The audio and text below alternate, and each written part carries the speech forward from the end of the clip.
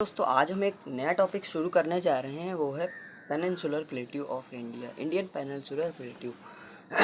ये बहुत ही important topic है क्लास 9th क्लास 10th और आगे चल के जो बच्चे यूपीएससी इंस्पिरेंट बनेंगे उनके लिए भी। तो चलिए समझते हैं।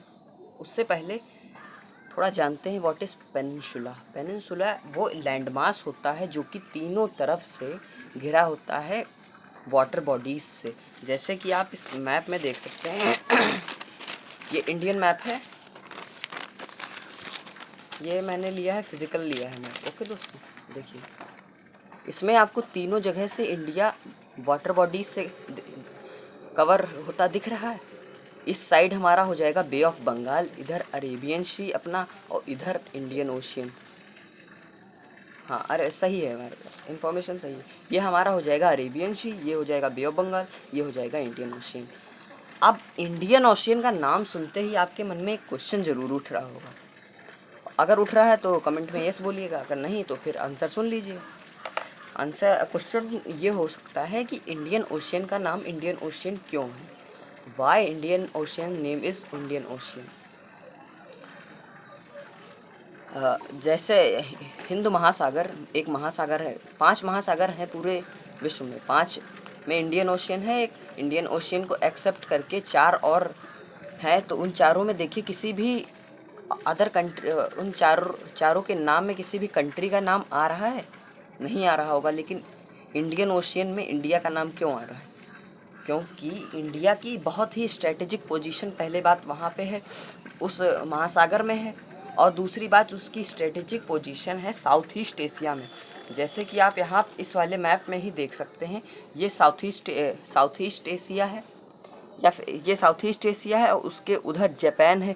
जापान जानते हैं इस समय बहुत ही ज़्यादा डेवलप्ड कंट्री हो चुकी है। हिरोशिमा नागासाकी के बाद से देख लीजिए, जापान पहले किंग का रूल वहाँ पे था, लेकिन अब डेवलप्ड कंट्री हो चुकी है, तो उसको भी ट्रेड करना होगा। और यहाँ पे साउथ ईस्ट कंट्रीज़ हैं, ये भी ट्रेड करती है, ये ऑयल का ट्रेड ज़्यादातर करती है। मलेशिया, इंडोनेशिया सब ज़्यादा आपका मांस का ट्रेड करती हैं, या फिर ऑयल का ट्रेड ज़्यादा करती हैं। यूरोप से कनेक्ट करती हैं, इधर अफ्रीका है। तो एक चीज़ नहीं देख रहे, यहाँ पे बिल्कुल स्ट्रेटेजिक पोजीशन है इंडिया की। यहाँ पे नज़र रखने के लिए इंडिया की पूरी स्ट्रेटेजिक पोजीशन यहाँ पे है। तो पहली वजह ये हो गई इंडियन ओशियन का नाम इंडियन ओशियन रखने की। और दूसरी वजह है इंडिया की कोस्ट लाइन सबसे ज़्यादा लंबी है इंडियन ओशियन पे। और ये श्रीलंका हो गया, श्रीलंका जानते हैं ये फलक स्टेट है और गुल्फ ऑफ मन्नार से अलग हो जाता है इंडिया से। तो इंडिया की strategic position south east Asia में होने की वजह से, और इंडिया की कोस्ट लाइन इतनी लंबी होने की वजह से इंडियन ओशियन का नाम इंडियन ओशियन है। और अब हम आते हैं अपने टॉपिक पे, वो है इंडियन पेनिनसुलर प्लेट्यू। इस मैप में मैंने पहले से ही ड्रॉ कर दिया है आपके लिए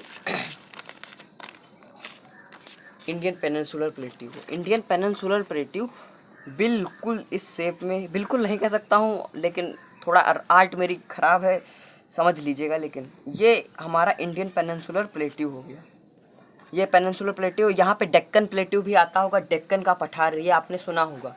डेक्कन प्लेट्यू यहाँ पे साउथ इंडिया में पड़ता है। और समझ लीजिएगा ये जो प्लेट्यू है, ये कौन सा था प्लेट्यू, सॉरी रुकिए थोड़ा सा, ये प्लेट्यू है अपना इंडियन पेनिनसुलर प्लेट्यू। और ये जो बाउंड्री आप देख रहे हैं इसकी सराउंडिंग की, ये वाली बाउंड्री हाईलाइटेड है, इन बाउंड्रीज को हम लोग कहते हैं घाट्स। क्या कहते हैं, इस डिफिनीशन भी एक लिख लीजिएगा, the boundary around the Indian peninsular plateau is called the Ghats. तो आपके घाट्स का नाम बड़ा इजी है, आप बड़े अच्छे से इसको समझ सकते हैं। देखिए ये क्या हो गया, ये ईस्ट में है तो ये ईस्टर्न घाट्स। ये जो बाउंड्री है ये आपकी, ये यहाँ तक ये बाउंड्री आपकी यहाँ तक आपकी ये बाउंड्री कहलाएगी ईस्टर्न घाट्स। क्या कहलाएगी, ईस्टर्न घाट्स। ये वाली बाउंड्री यहाँ तक की कहलाएगी ईस्टर्न घाट्स, क्योंकि ईस्ट में ली कर रहा है, सिंपल ईस्टर्न घाट्स। ये नॉर्थ में ली कर रहा है, नॉर्थन घाट्स। ओके दोस्तों, सॉरी नॉर्थ में नहीं, वेस्ट में ली कर रहा है ना, ये हो गया वेस्टर्न घाट। Very easy. अब आगे समझते हैं आगे आ जाएगा कोस्ट लाइन्स और कोस्टल प्लेन्स। कोस्टल प्लेन्स जो इस बाउंड्री के आपको इधर दिखाई दे रहे हैं, ये हो गए कोस्टल प्लेन्स, कोस्ट हो गए, सिंपल। और यहाँ पे ये जो वेस्टर्न घाट है, ये तीन, इसकी जो कोस्ट लाइंस हैं या फिर कोस्टल प्लेन्स है, वो तीन भागों में डिवाइड है, याद रखिएगा। पहला है आपका मालाबार कोस्ट, जो एकदम नीचे पड़ता है, बीच में आपका पड़ता है कन्नड़, हाँ कन्नड़ कोस्ट पड़ता है, क्योंकि कर्नाटका वहाँ पे मेन स्टेट है तो उसके नाम पे कन्नड़ रख दिया गया है। और उसके ऊपर पड़ता है कोंकण रेंज, ये याद रखिएगा। ओके दोस्तों, ये जैसे यहाँ पे नॉर्दर्न घाट्स, नॉर्दर्न बार बार याद आ रहा है, ये है वेस्टर्न घाट।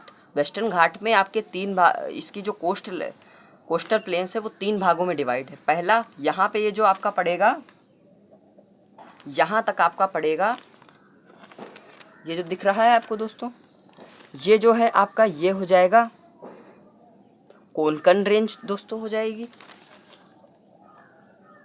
ये आपकी हो जाएगी कर्नल रेंज। वैसे इसकी थोड़ा लैंड मास आता है, इसको मत मानिएगा। ये आपकी हो जाएगी यहाँ से लेके यहाँ तक आपकी हो जाएगी कन्नड़ रेंज, और ये हो जाएगा मालाबार कोस्ट, यहाँ से लेके यहाँ तक पूरा का पूरा ये हो जाएगा मालाबार कोस्ट। इस कोस्ट में आपको ज़्यादातर स्पाइस ग्रो होती दिखेंगी। केरला भी थोड़ा बहुत पार्ट पड़ता है, तो वहाँ पे मालाबार जो कोस्ट है वहाँ पे पहले स्पाइसेस बहुत ज़्यादा ग्रो करती थी, इसी वजह से ब्रिटिशर्स अट्रैक्ट हुए थे इंडिया की तरफ।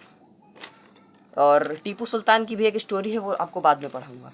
और अब देख लीजिए ईस्टर्न घाट्स। ईस्टर्न घाट्स दो ही पार्ट में डिवाइड है, वेरी सिंपल है। यहाँ पे ये जो लैंड मास है यही डिवाइड कर देता है आपके ईस्टर्न घाट्स को दो भागों में।